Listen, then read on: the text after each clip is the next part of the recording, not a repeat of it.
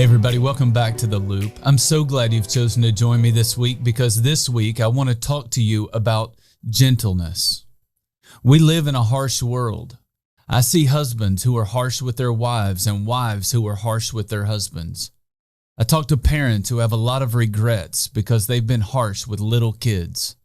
I see a lot of teenagers who are harsh with their parents or even one another. But I see it beyond the family.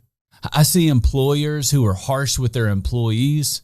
I see people who are harsh on social media. I see people who are harsh on email or text. We call those people keyboard warriors. They'll say things behind a keyboard that they would never say to your face.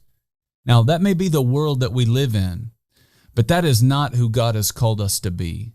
In fact, throughout the scriptures, we're instructed to be gentle with people, not harsh. Gentleness is a fruit of the Spirit. Galatians chapter 5, verses 22 and 23.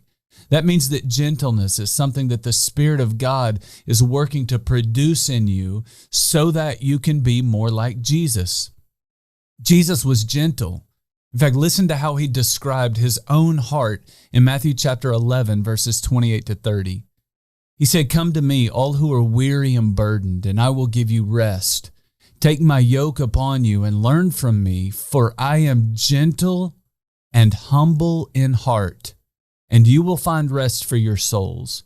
For my yoke is easy and my burden is light." People love these verses, especially when they're struggling. So let me ask you, what's that say about us as people? It says that when people are struggling, we know we need help, but we want the person who helps us to be gentle with us, not harsh. As we start this week, I just want to ask you to think about a couple of questions. First, would the people in your family or the people that you work with, would they describe you as harsh or gentle?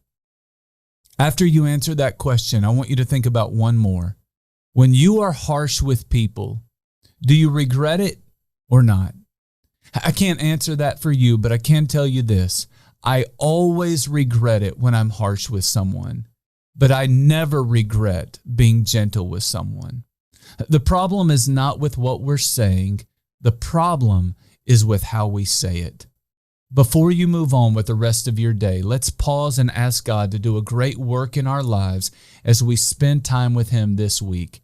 If being gentle is hard for you, ask God to grow you this week so that you can become more like Jesus.